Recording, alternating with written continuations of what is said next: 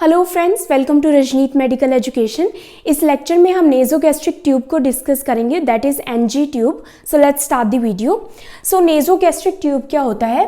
N से nose and G से gastric, that's why it's NG, nasogastric tube. So name से clear है, nasogastric means ये nose से होते हुए गैस्ट्रिक स्टमक तक पहुंचती है, इसलिए इसको एनजी ट्यूब कहते हैं।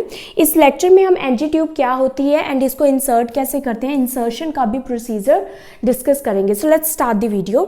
सो एनजी ट्यूब, नेजोगैस्ट्रिक ट्यूब, यहाँ पर डायग्राम में क्लियर है कि ये जो नेजोगैस्ट्रिक ट्यूब है ये एक ट्यूब है, थिन ट्यूब होती है, फ्लेक्सिबल होती है, सॉफ्ट होती है, और ये ट्यूब को पास कराया जाता है नोज से and then throat, oesophagus, food pipe and then stomach तक ये ट्यूब जाती है, नेजोगैस्ट्रिक ट्यूब। सो क्या होता है NG tube?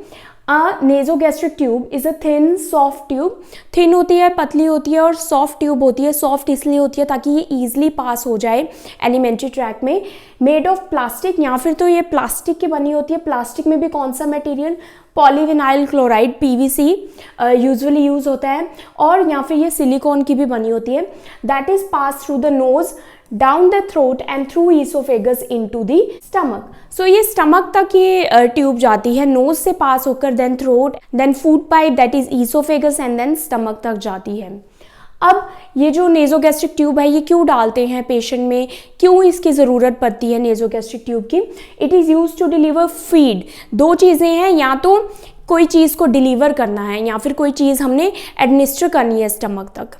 So first reason इसका ये है कि अगर हमने कोई चीज़ देनी है पेशेंट को, स्टमक में देनी है, स्टमक तक पहुंचानी है, तो या फिर कोई चीज़ स्टमक से निकालनी है, विड्रॉ करनी है, तो एडमिनिस्ट्रेशन और विड्रॉइंग दोनों चीज़ों के लिए एनजी ट्यूब यूज़ होती है। अब एडमिनिस्टर क्या करना है, क्या देना है स्टमक में? जैसे कि it is use to deliver feed और medicine to the stomach.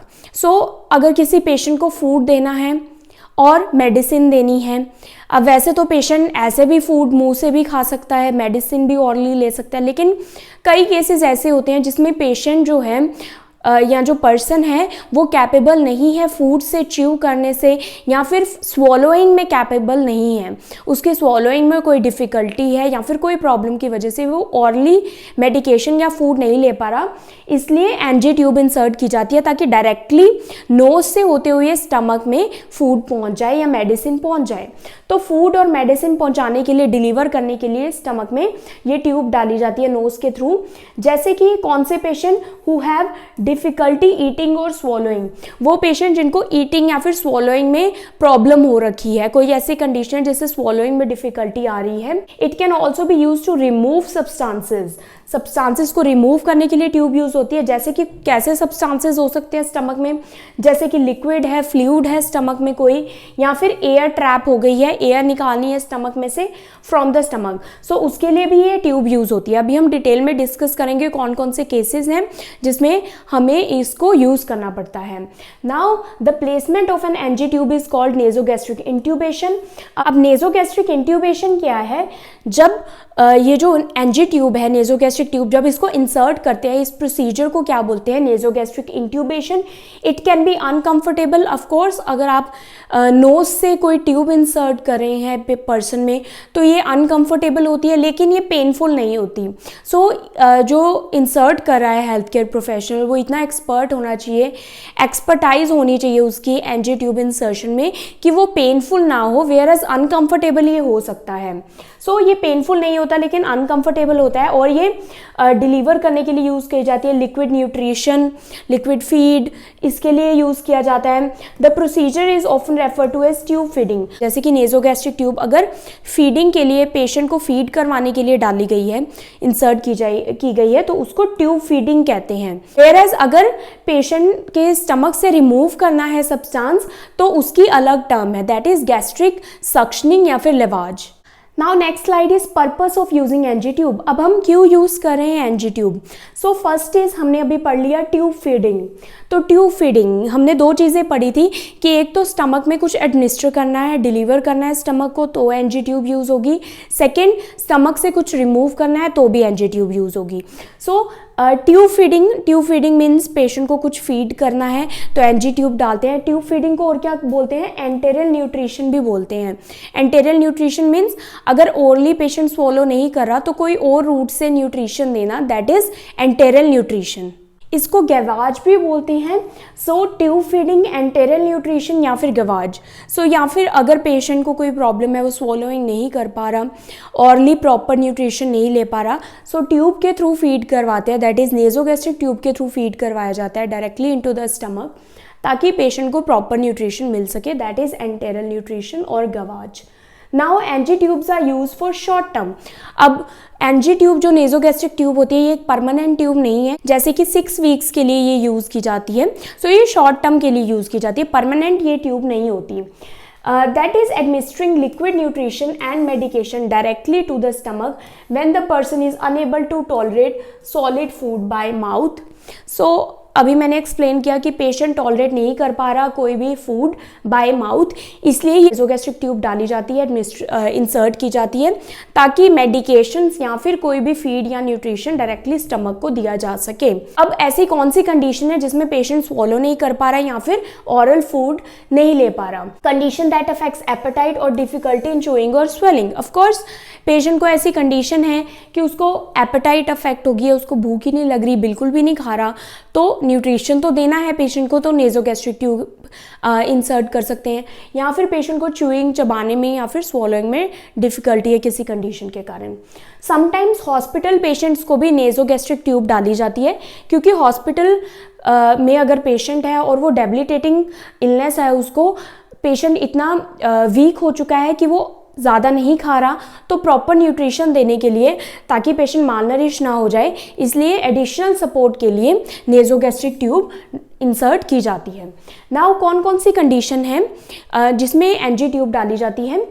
Some condition that may require temporary tube feeding through a NG tube include difficulty swallowing. So first condition क्या है? difficulty in swallowing.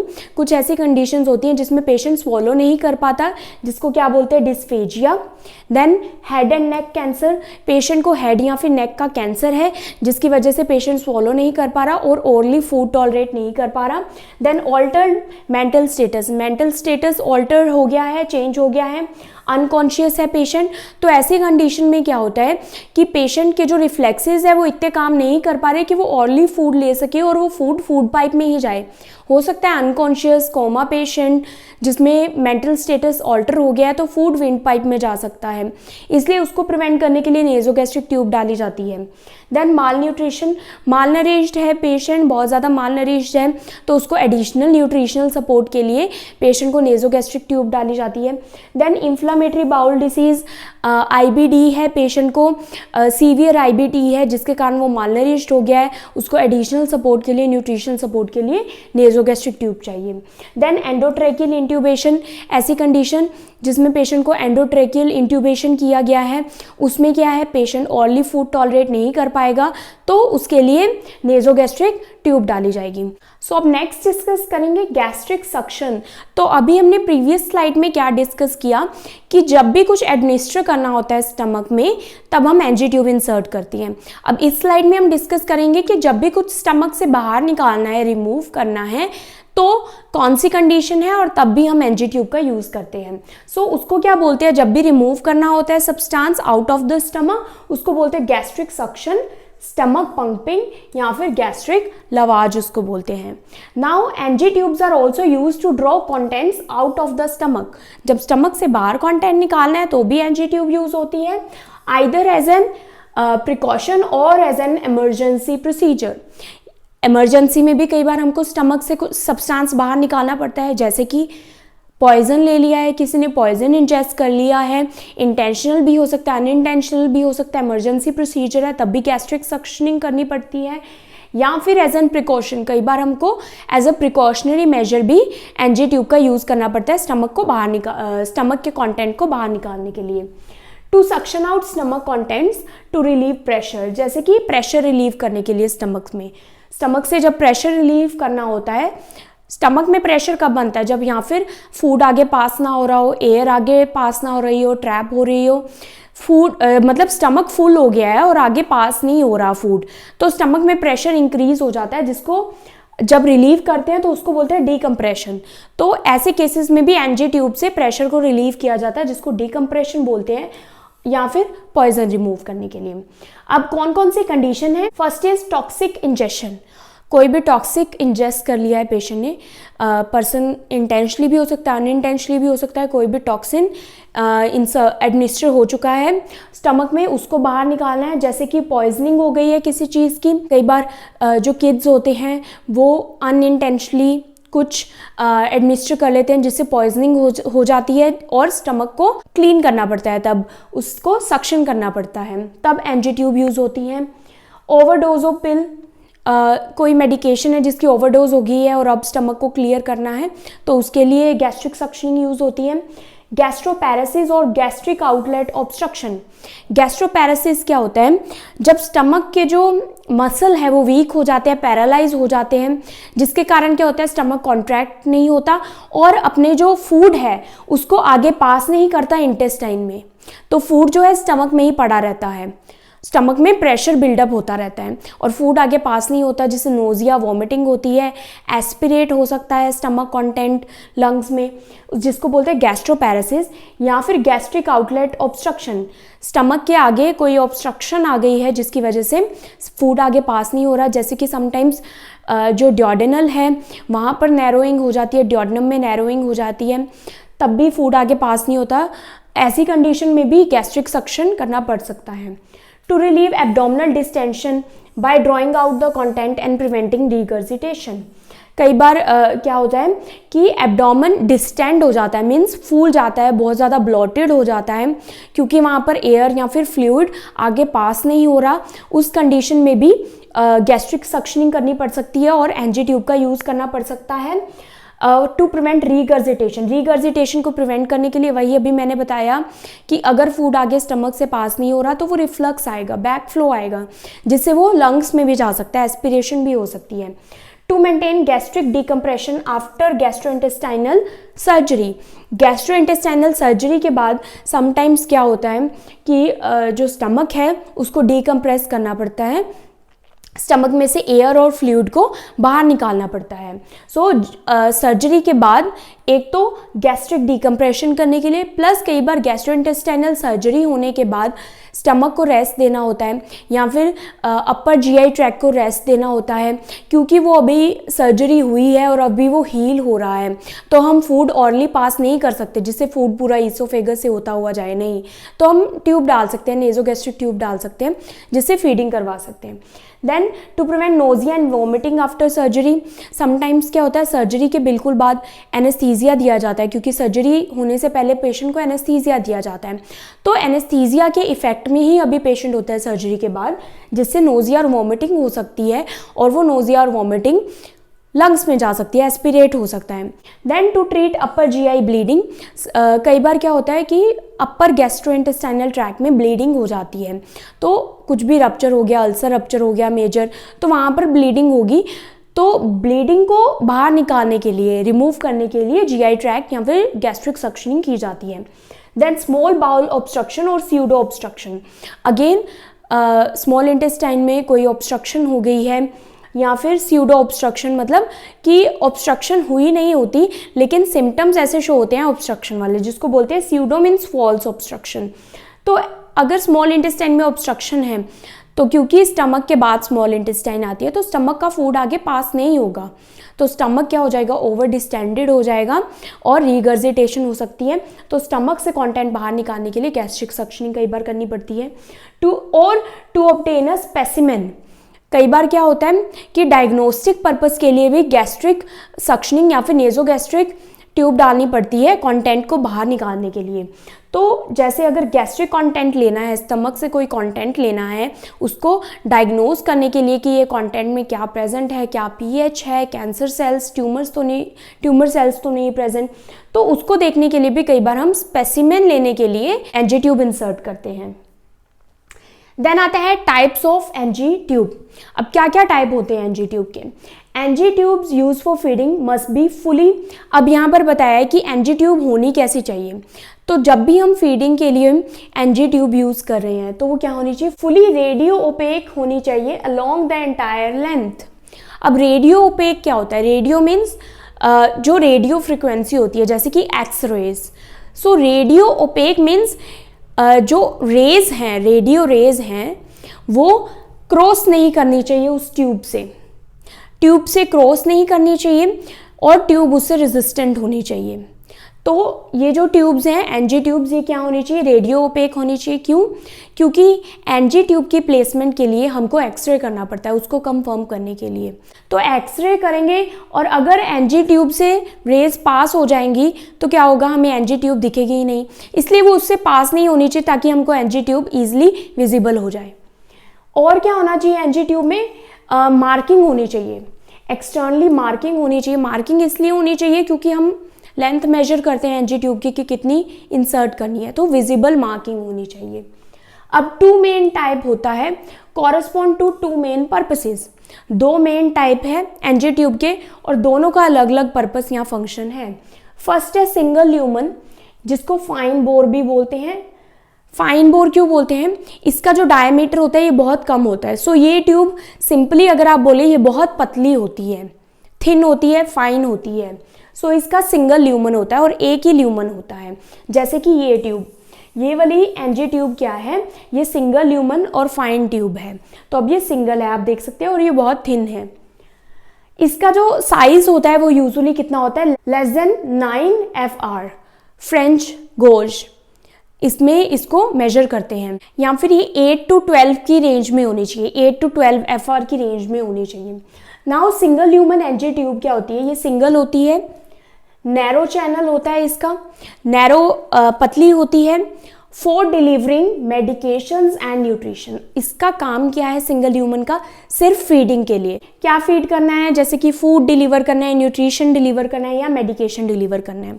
ये क्या होती है, 1 वे होती है into the stomach. इससे क्या है, नोज से जाएगी स्टमक तक और फूड डालेंगे तो ये स्टमक में ही जाएगा, 1 वे। स्टमक से ये वापस लाने का काम नहीं करता, तो ये 1 वे है। The channel has a small diameter, इसका डायमीटर स्मॉल है, मैंने पहले बताया ये बहुत पतली है, तो इसलिए इसको क्या बोलते हैं, फाइन बोर बोलते हैं। टू मेक इट, अभी ये पतली क्यों बनाई है, to make it comfortable as possible. So as comfortable as possible इसको बनाया है ताकि जब पेशेंट को फीडिंग करवानी, क्योंकि फीडिंग अगर पेशेंट के लिए करानी तो हो सकता है इसको 6 weeks may be 12 weeks maximum, इतनी पेशेंट को ये एनजी ट्यूब रखनी पड़े।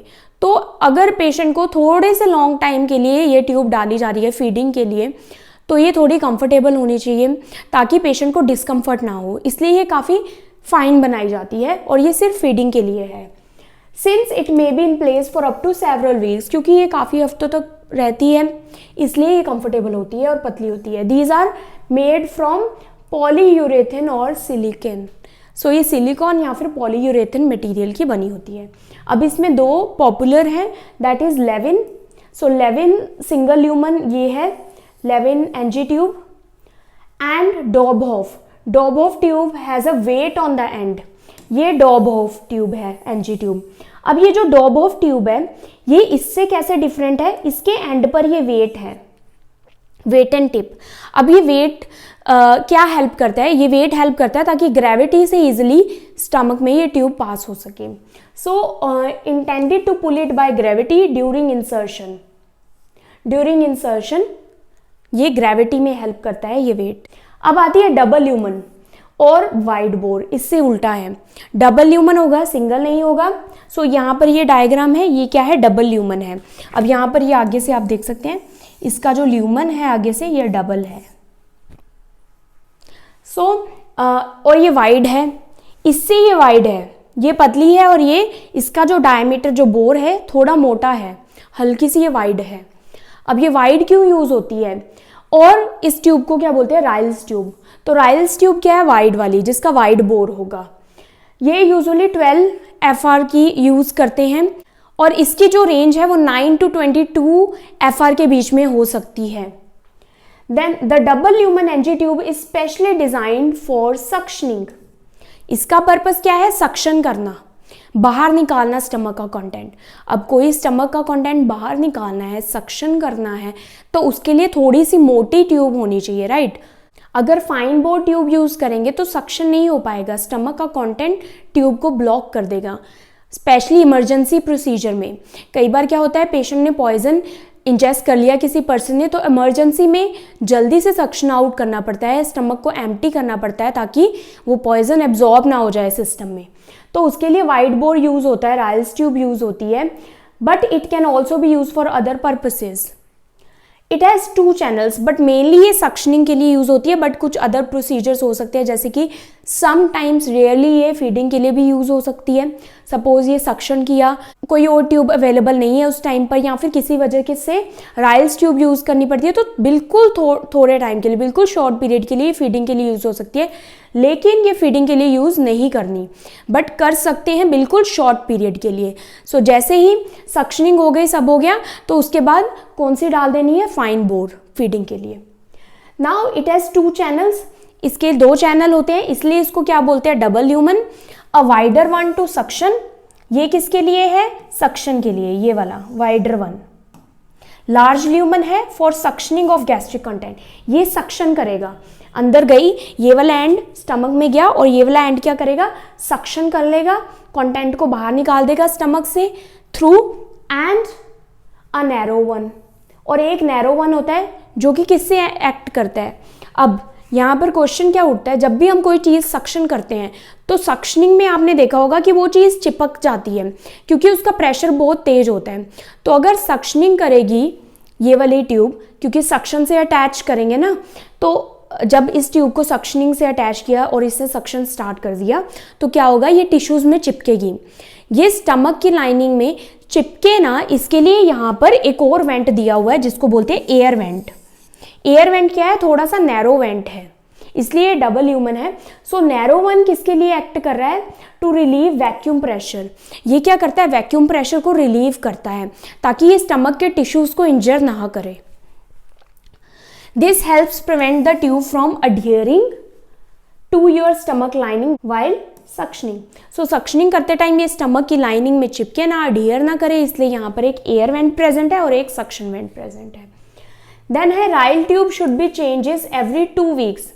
अब ये जो single lumen fine bore tube होती है ये 6 वीक्स रह सकती है, और मैक्सिमम अगर ऐसी कंडीशन है जिसमें थोड़ा सा ज़्यादा पेशेंट को देनी है तो मैक्सिमम 12 वीक्स में। लेकिन ये जो राइल ट्यूब है ये हर 2 हफ्ते में चेंज करनी है। क्यों, क्योंकि ये बनी होती है, this is made from high grade PVC, polyvinyl chloride से ये बनी है, पीवीसी से बनी है।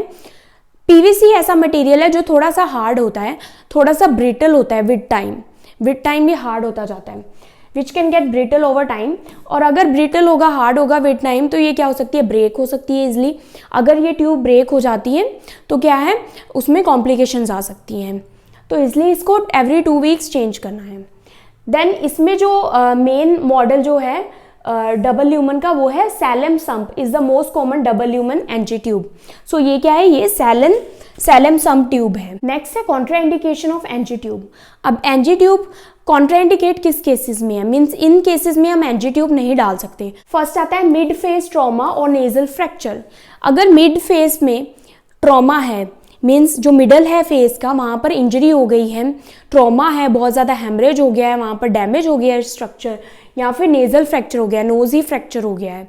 सो नेजल फ्रैक्चर अगर हो गया है तो एनजी ट्यूब कैसे डलेगी, नेजोगैस्ट्रिक ट्यूब डल नहीं सकती। सो ऐसे केसेस में कॉन्ट्राइंडिकेट है। रिसेंटली कोई नेजल सर्जरी हुई है, उस केसेस में भी एनजी ट्यूब क्या करेगी, नेजल टिश्यू को डैमेज करेगी, इसलिए नहीं डालनी। ट्रैकियोइसोफेजियल फिस्टुला। ट्रैकियोइसोफेजियल फिस्टुला क्या होता है, ट्रैकिया और ईसोफेगस में एबनॉर्मल कनेक्शन बन जाता है। वैसे तो क्या होता है, ईसोफेगस का स्टमक के साथ कनेक्शन है, ट्रैकिया अलग है, फूड पाइप विंड पाइप से अलग है। ट्रैकियोइसोफेजियल फिस्टुला में एक एबनॉर्मल कनेक्शन बन गया है ट्रैकिया और ईसोफेगस के बीच में। सो ऐसे केसेस में क्या है, जब एबनॉर्मल कनेक्शन बना हुआ है तो जब हम एनजी ट्यूब डालेंगे ईसोफेगस से, तो वो ईसोफेगस से कहाँ पहुँच सकती है, लंग्स में पहुँच सकती है, क्योंकि ईसोफेगस का लंग्स के साथ कनेक्शन बन गया है। तो ऐसे केसेस में क्या होगा, हम लंग्स को फीड कर सकते हैं, नहीं करना।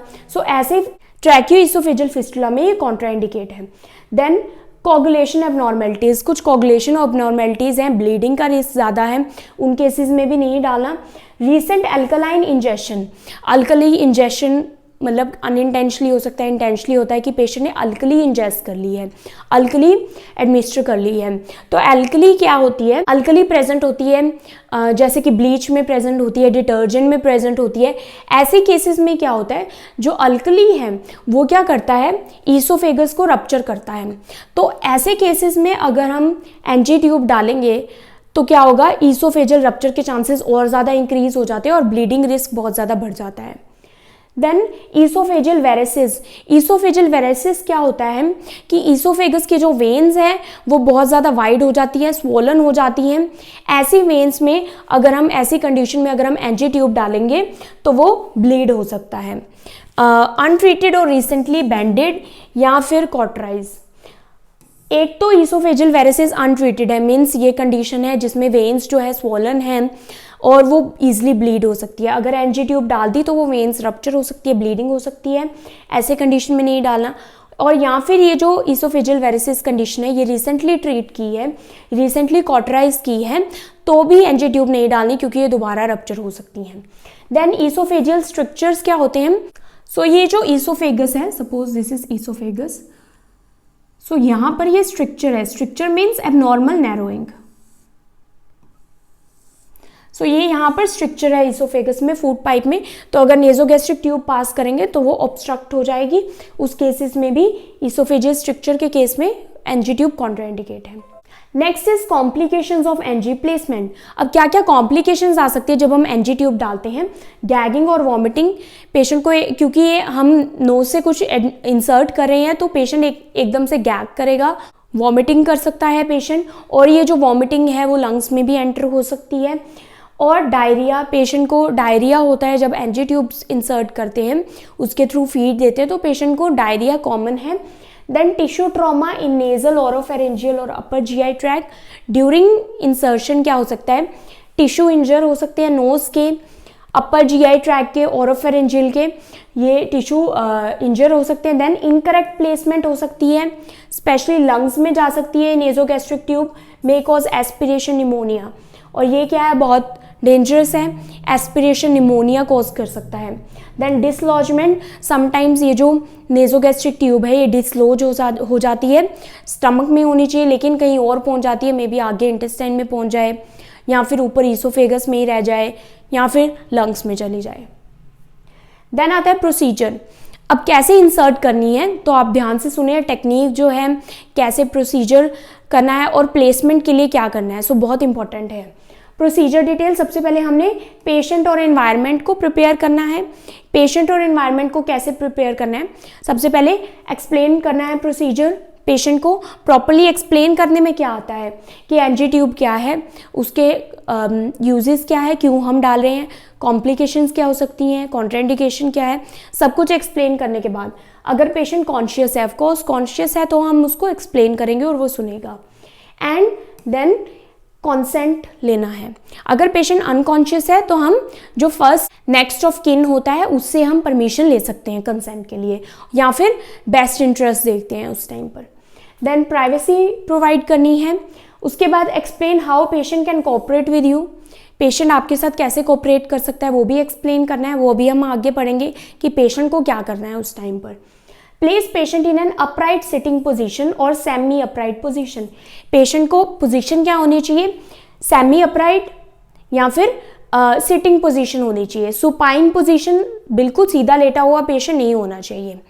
अगर ऐसी कंडीशन है कि पेशेंट ऐसे नहीं बैठ सकता, सेमी अपराइट पोजीशन में नहीं बैठ सकता, तो कौन सी होनी चाहिए, lateral decubitus position, like unconscious patient में लेटरल डेक्यूपिटस पोजीशन होनी चाहिए। वो पोजीशन क्या होती है, वो साइड लाइंग होती है, लेटा होता है पेशेंट लेकिन उसको साइड में कर देना है, साइड लाइंग पोजीशन देनी है। अब नेक जो है वो स्लाइटली फ्लेक्स होनी चाहिए, जैसे कि यहाँ पर दिखाया है, नेक स्लाइटली फ्लेक्स है और चिन थोड़ी सी लिफ्ट है। ऐसी पोजीशन में नेजोगैस्ट्रिक ट्यूब इजीली इंसर्ट हो जाती है। हेड को सपोर्ट करना है। अब ऐसी पोजीशन भी दे दी पेशेंट को, और ऐसे नहीं है पेशेंट ऐसे ही फ्रीली लटका हुआ है और हम नेजोगैस्ट्रिक, पीछे हेड को सपोर्ट करना है, मे बी पिलोज के साथ कर सकते हैं। देन उसके बाद put on medical gloves, gloves डालने हैं आपने। ग्लव्स डालने से पहले क्या करना है, प्रॉपर हैंड हाइजीन करना है WHO गाइडलाइंस के अकॉर्डिंग, एंड देन ड्राई होने चाहिए hands. Then remove dentures if any, अगर पेशेंट ने कोई डेंचर्स लगाए हुए हैं तो वो रिमूव कर देने हैं, क्योंकि डेंचर से क्या हो सकता है कि जो ट्यूब है वो इंसर्ट करते टाइम वो भी ब्रेक हो सकती है या फिर इंजरी हो सकती है टंग में। Then arrange articles near to bed, article सारे अरेंज करने हैं। अभी हम पढ़ेंगे कौन से इक्विपमेंट्स चाहिए। Clean the nostrils if there is any secretion, क्योंकि नोज से इंसर्ट करनी है नेजोगैस्ट्रिक ट्यूब, तो नॉस्ट्रिल्स जो हैं वो क्लीन करने हैं। उसके लिए पेशेंट को आपने क्या बोलना है कि एक नॉस्ट्रिल क्लोज करके दूसरी नॉस्ट्रिल से स्निफ करना है, उसके बाद ये वाली नॉस्ट्रिल क्लीन होगी, उसके बाद ऑल्टरनेट नॉस्ट्रिल, अब इसको बंद कर लेना है और दूसरी नॉस्ट्रिल से स्निफ करना है। ऐसे नॉस्ट्रिल को क्लीन कर लेना है, नॉस्ट्रिल को पेटेंट बनाना है, क्योंकि एनजी ट्यूब इंसर्ट करनी है। और उसके बाद हम पेशेंट से भी पूछ सकते हैं कि आपकी कोई प्रेफरेंस हो कि किस नॉस्ट्रिल से, क्योंकि 2 नॉस्ट्रिल हैं, किससे इंसर्ट करना है। समटाइम्स एक नॉस्ट्रिल से इंसर्ट करते हैं तो रेजिस्टेंस फील होता है, नहीं ईजिली जाती, तो दूसरी से कर लेना है। Then measure out in advance the correct length of the tube, advance में ही हमने, ये बहुत इंपॉर्टेंट है, ट्यूब की लेंथ मेजर कर लेनी है। सो हमने ट्यूब को पहले ही मेजर कर लेना है। हो सकता है कि ट्यूब की लेंथ हम गलत मेजर कर ले और वो स्टमक तक पहुंचे ही ना, ऊपर ही रह जाए, या हम इतनी डाल दें गलत मेजर कर ले कि वो स्टमक से भी क्रॉस हो जाए। तो एक प्रॉपर लेंथ मेजर करनी है, वो अभी हम करेक्ट टेक्निक पढ़ेंगे कि कैसे मेजर होती है। That need to insert and mark it, and then उसको मार्क कर लेना है वहाँ पर ट्यूब को, क्योंकि ट्यूब पर क्या है, मार्किंग्स है, क्लियरली विजिबल है, और वहाँ पर पेन या फिर टेप से मार्क कर लेना है कि इतनी ट्यूब अंदर जाएगी, इंसर्ट होगी। अब यहाँ पर है how to measure the correct length of nasogastric tube, very important. अब एनजी ट्यूब को करेक्टली कैसे मेजर करते हैं, तो इसका एक फॉर्मूला है, that is NEX, N for nose, E for earlobe and S for xiphoid. So ये क्या है, नोज है, ये ईयरलोब है, ईयरलोब क्या है, हमारे ईयर का ये नीचे वाला पार्ट सॉफ्ट वाला, और इसकी टिप ईयरलोब की। जिफॉइड क्या है, ये जो स्टर्नम है दोनों लंग्स के बीच में, इसका ये वाला पार्ट एंड, जिफॉइड प्रोसेस, ठीक है, यहाँ तक मेजर करना है। So this is the next formula, nose, earlobe और xiphoid. Place the NG tube in a position running from the bridge of the patient nose, so this is not node, it's nose. So bridge of the nose, यहाँ से ये है bridge knows का, ये जो bone है बीच में, सो यहाँ से मेजर करना है ईयरलोब तक, यहाँ टिप तक, and then down to the xiphisternum, यहाँ पर देन ईयरलोब तक पकड़ ली हमने, एंड देन ईयरलोब से नीचे जीफी स्टर्नम तक, मीन जिफॉइड प्रोसेस तक। सो यहाँ पर ये दिखाया हुआ है। सो पहले नोज के ब्रिज से यहाँ से मेजर करना स्टार्ट किया ईयरलोब के टिप तक। सो यहाँ पर हैंड ने कवर कर लिया ईयरलोब को यहाँ तक, एंड देन यहाँ से पकड़ के इसको मेजर करना है यहाँ तक, मीन्स ये फ्रंट में यहाँ तक दिखाया है। सो यहाँ तक इसको मेजर कर लेना है। So this is a correct length, और यूजुअली ये एडल्ट में कितनी होती है, 55 सेंटीमीटर होती है। Note the distance reach along the path on the NG tube, average length क्या होती है एडल्ट के लिए, 55 to 65 centimetre. Mark this point on the tube with a tape या पेन से उसको मार्क कर लेना। Next is equipments needed for placement of NG tube. अब एनजी ट्यूब प्लेस करने के लिए क्या क्या इक्विपमेंट्स चाहिए। सो फर्स्ट ऑफ कोर्स हमको एनजी ट्यूब चाहिए, कप ऑफ वाटर विद स्ट्रो, एक कप होना चाहिए वाटर का, मीन्स एक ग्लास रेडी होना चाहिए जिसमें पानी होना चाहिए, स्ट्रॉ होनी चाहिए जो कि पेशेंट सिप करेगा, अभी बताएंगे क्यों करेगा। अडहेसिव टेप एनजी ट्यूब को सिक्योर करने के लिए, वाटर बेस्ड लुब्रिकेट करने के लिए एनजी ट्यूब को, ताकि एनजी ट्यूब इजीली पास हो जाए। ग्लव्स होने चाहिए, इमेसिस बेसिन होना चाहिए। समटाइम पेशेंट क्या है, क्योंकि एनजी ट्यूब डालते टाइम पेशेंट गैग रिफ्लेक्स हो सकता है, वॉमिटिंग कर सकता है, तो एक बेसिन होना चाहिए जिसमें पेशेंट वॉमिट कर सके। 50 ml सिरिंज होनी चाहिए। सो सिरिंज भी चाहिए हमको एस्पिरेट करने के लिए गैस्ट्रिक कंटेंट की वो पेट में ही पहुंची है एनजी ट्यूब या किसी और लोकेशन में। सो पीएच टेस्ट करते हैं उसमें। पीएच टेस्ट करने के लिए पीएच इंडिकेटर स्ट्रिप्स होनी चाहिए। स्पेसिमेन कंटेनर होना चाहिए जिसमें हमने स्पेसिमेन कलेक्ट करना है, जो कि गैस्ट्रिक कंटेंट हमने एस्पिरेट किया वो स्पेसिमेन को कलेक्ट करने के लिए। देन सक्शन होना चाहिए, ऑलवेज जो सक्शन है वो रेडी होना चाहिए। क्यों होना चाहिए, in case of vomiting, patient ने वॉमिट कर दिया और वो लंग्स में पहुंच गई है तो सक्शन होना चाहिए। Particularly in patient with reduce conscious level, patient जैसे कि जो रिड्यूस कॉन्शियसनेस लेवल के होते हैं उनमें तो रेडी होना ही चाहिए, वैसे always suction should be ready. Then आता है procedure for placement of an NG tube. अब क्या क्या स्टेप्स है, क्या प्रोसीजर है। सबसे पहले हमने इक्विपमेंट्स को असेंबल कर लिया, पेशेंट के बेड साइड पर ले गए ट्रॉली को, देन पेशेंट के साथ प्रोसीजर डिस्कस कर लिया, इंडिकेशंस, कॉम्प्लिकेशंस, कॉन्ट्राइंडिकेशन, कंसेंट ले लिया और रिटर्न लेना है if possible. Then explain if the patient is uncomfortable during procedure and wish to stop can raise their hand. पहले ही पेशेंट को एक्सप्लेन कर देना है कि अगर वो ड्यूरिंग द प्रोसीजर कहीं भी अनकंफर्टेबल होता है तो वो अपना हैंड रेज कर सकता है स्टॉप करने के लिए, या फिर कोई और साइन दे सकता है, पहले ही डिस्कस कर लो। Then wash and dry hands and then don gloves. Wash कर लो हैंड्स, ड्राई कर लो एंड देन ग्लव्स डालो, और इफ पॉसिबल प्रॉपर पीपीई डालो, personal protective equipment like gown भी आप डालो, मास्क भी डालो for aseptic non touch technique. Then ensure patient position properly. अब प्रॉपर पोजीशन देनी है, हमने पोजीशन पीछे डिस्कस कर ली है कौन सी होनी चाहिए पेशेंट की, सेमी अपराइट होनी चाहिए। Measure the NG tube. NG tube को मेजर कर लेना है एडवांस में ही, पहले ही मेजर कर लो। यहाँ पर ये स्टेप बताया है, लेकिन अच्छा होगा कि अगर आप पहले ही इसको मेजर कर लें। अब मेजर करने का तरीका भी मैंने पहले बता दिया, नेक्स्ट वाला तरीका technique. Examine both nostrils for septal deviation. दोनों नोस्ट्रिल को एग्जामिन कर लो जल्दी से, कौन सी पेटेंट है। पेशेंट अगर कॉन्शियस है उसको स्निफ करने के लिए बोलो, जैसे कि मैंने एक्सप्लेन किया था पहले। देन जो एनजी ट्यूब है उसकी टिप को लुब्रिकेट करो 10 to 15 सेंटीमीटर तक। जो लुब्रिकेट है उसको लेना है एंड देन टिप को आगे से लुब्रिकेट कर लेना है, ताकि जो टिप है वो इजीली पास हो सके। लुब्रिकेंट कैसा होना चाहिए, वाटर बेस्ड होना चाहिए, या फिर सिंपली आप वाटर में भी उसको पहले डिप कर सकते हो एंड देन लुब्रिकेट करो।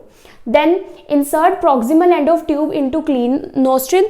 जो नोस्ट्रिल पेटेंट है उसमें इंसर्ट करना स्टार्ट करो and slide it gently but firmly inwards.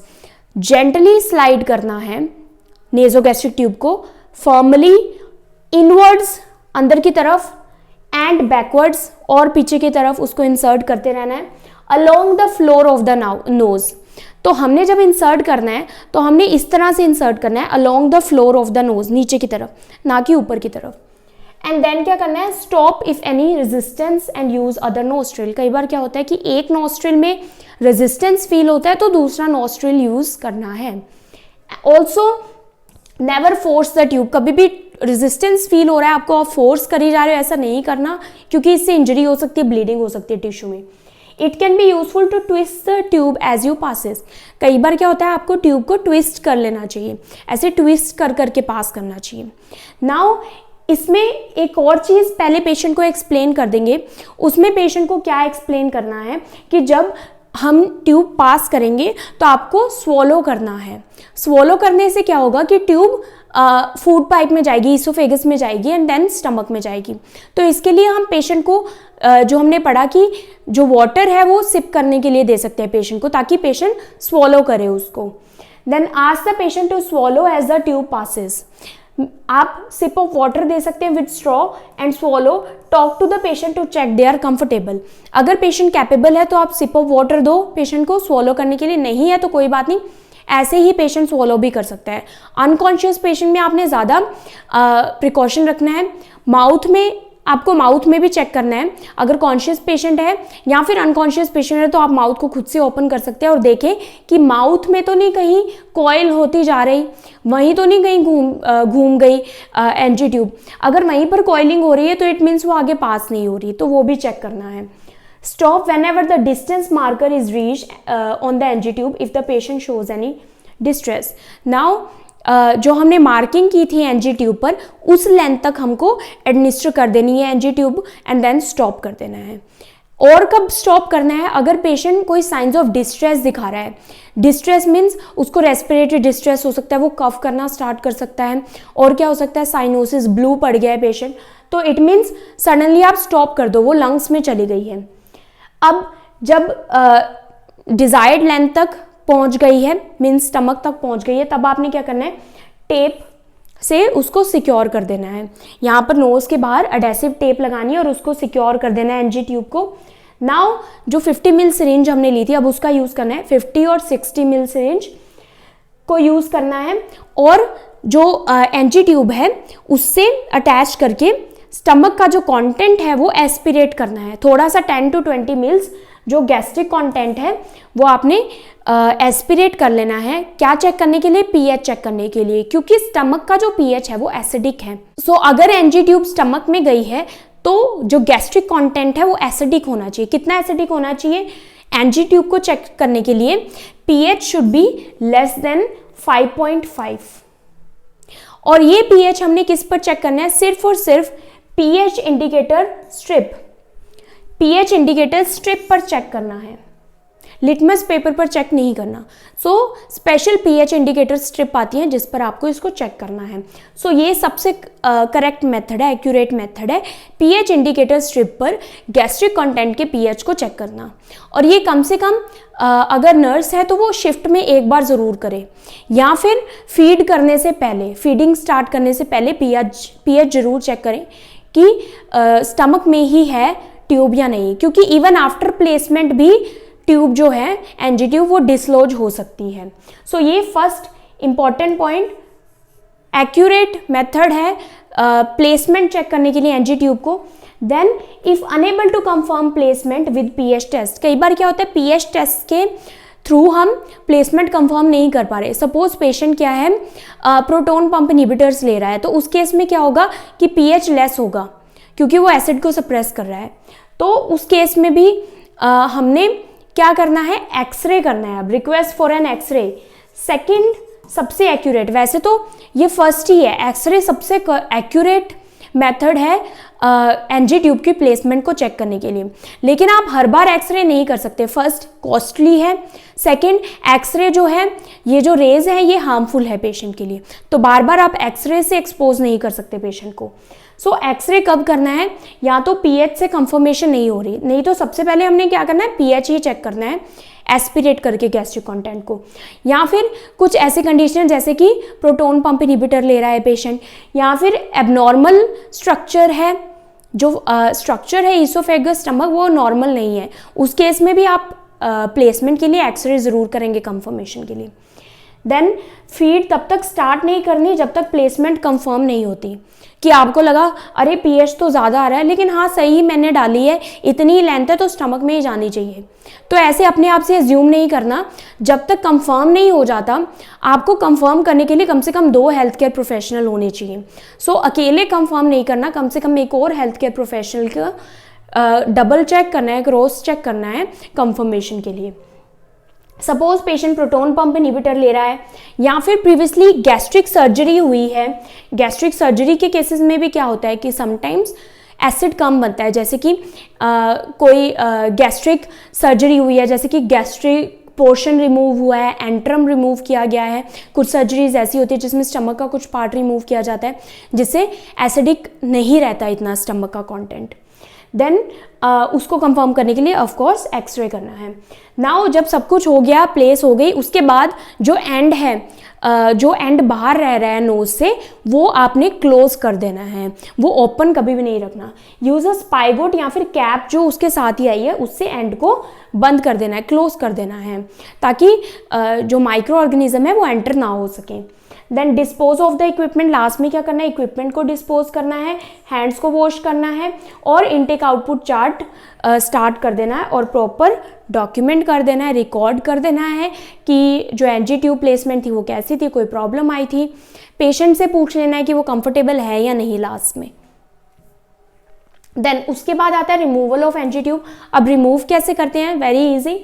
सबसे पहले वॉश करने हैं हैंड्स, एक स्टेराइल फील्ड बना लेनी है, क्लीन द ट्यूब, बाहर से ट्यूब को बिल्कुल क्लीन कर देना है, नोस्ट्रिल को क्लीन करना है। देन सक्शन, अगर सक्शन अटैच है ट्यूब के साथ तो सक्शन को टर्न ऑफ करना है। बिना सक्शन टर्न ऑफ करने के कभी भी एनजी ट्यूब को रिमूव नहीं करना, सारा इंजरी हो जाएगी एलिमेंट्री ट्रैक्ट में। Then remove the tape, tape को रिमूव कर दो। अब नाउ पिंच द ट्यूब, जो ट्यूब है उसको आगे से क्या कर देना है?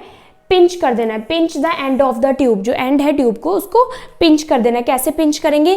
क्लैम्प से भी कर सकते हैं और यूजिंग योर फिंगर्स, फिंगर से भी पिंच कर देना है। इतना ज़्यादा पिंच नहीं करना, इतना स्ट्रांगली नहीं करना कि वो टूट ही जाए। Then ask the patient to breathe, अब पेशेंट को डीप ब्रीदिंग के लिए बोलना है। To take a deep breath and then stop. Deep breath लेगा पेशेंट एंड देन थोड़ी देर के लिए स्टॉप कर देगा। अब इस टाइम पर हमने क्या करना है, जल्दी से क्विकली लेकिन gently but quickly remove the tube in a smooth and consistent motion. Gently and quickly smoothly remove कर देना है ट्यूब को। Remove the tube and dispose of it correctly, उसको डिस्पोज करना है करेक्टली। पेशेंट से पूछना है आप कंफर्टेबल हैं, थोड़ी देर के लिए पेशेंट को मॉनिटर भी करते रहना है। Make the patient comfortable once the tube is removed, make sure that the patient is comfortable, that any adhesive is removed, कोई भी जो अडहेसिव टेप थी वो अच्छे से रिमूव हो गई है from the skin, and that they are responding normally, और पेशेंट अच्छे से रिस्पॉन्ड कर रहा है या नहीं, सो उसको मॉनिटर करते रहना है। देन उसके बाद आता है how long NG tube can stay in, NG tube कितने टाइम तक रह सकती है। सो हमने पढ़ा था फाइन बोर और वाइड बोर। जो फाइन बोर ट्यूब है वो जो कि फीडिंग के लिए यूज़ होती है, वो सेफली आप 6 वीक तक यूज़ कर सकते हैं सेफली, बट ऐसी कंडीशन है कि थोड़ा सा इसको एक्सटेंड करना पड़ रहा है, तो मैक्सिमम 12 वीक्स। अब इसके बाद 6 वीक्स के बाद आप ट्यूब को चेंज भी कर सकते हैं, उसको एक ट्यूब को चेंज कर सकते हैं। अब जो राइल्स ट्यूब है जो कि वाइड बोर ट्यूब है, इसको आप सिर्फ 2 वीक्स तक यूज़ कर सकते हैं सेफली, क्योंकि मैंने बताया था ये किससे बनी है, पीवीसी से बनी है, और पीवीसी विद टाइम ब्रिटल हो जाता है, मीन्स हार्ड हो जाता है और ईजिली ब्रेक हो सकता है। नाउ अब ये एनजी ट्यूब हमने सबसे पहले पढ़ा था, ये टेम्परेरी यूज़ होता है, ये परमानेंट नहीं यूज़ कर सकते, या फिर बहुत ज़्यादा लंबे टाइम के लिए यूज़ नहीं कर सकते। अगर पेशेंट को लंबे टाइम के लिए फीडिंग चाहिए कि वो माउथ से फीड नहीं ले पा रहा, तो हम क्या करते हैं कि स्टमक पे ही डायरेक्टली एक इंसिजन बना देते हैं, कट बना देते हैं, और इस प्रोसीजर को क्या बोलते हैं, गैस्ट्रोस्टमी। सो गैस्ट्रोस्टमी क्या है, अगर पेशेंट को एंट्रल न्यूट्रिशन चाहिए लॉन्गर पीरियड के लिए, गैस्ट्रोस्टमी या फिर गैस्ट्रोजेजुनोस्टमी भी कर सकते हैं, मीन्स इंटेस्टाइन में भी कई बार डायरेक्टली ट्यूब इंसर्ट की जाती है। ये एक ट्यूब इंसर्ट की जाती है डायरेक्टली स्टमक में या फिर इंटेस्टाइन में, एक प्रोसीजर के थ्रू, स्मॉल सर्जरी के थ्रू एक कट लगा दिया जाता है, वहाँ पर ट्यूब इंसर्ट की जाती है, जिसके थ्रू फीडिंग दी जाती है डायरेक्टली स्टमक में या फिर स्मॉल इंटेस्टाइन में through a small incision in the abdomen. These tubes require minor surgery to install but they are safer for long term use, ये लॉन्ग टर्म यूज़ के लिए safe होती हैं। सो इस वीडियो में हमने कम्प्लीटली डिस्कस किया कि एनजी ट्यूब क्या होता है, उसका इंसर्शन, कॉम्प्लिकेशंस, पूरा प्रोसीजर। नाउ ये एक एक्सरे दिखाया गया है जहाँ पर दिखाया गया है कि ये स्टमक में एनजी ट्यूब प्लेस्ड है। सो ये करेक्ट पोजीशन है, मीन्स ये जो प्लेसमेंट है ये कंफर्म हो चुकी है, ये आपको एनजी ट्यूब दिख रही है कि ये स्टमक में प्रॉपर्ली प्लेस है। So this is X-ray image of correct placement of the NG tube in the stomach. So I hope आपको ये टॉपिक समझ आया होगा। So if you understood this topic then please like, share and subscribe to my channel. Thank you for watching.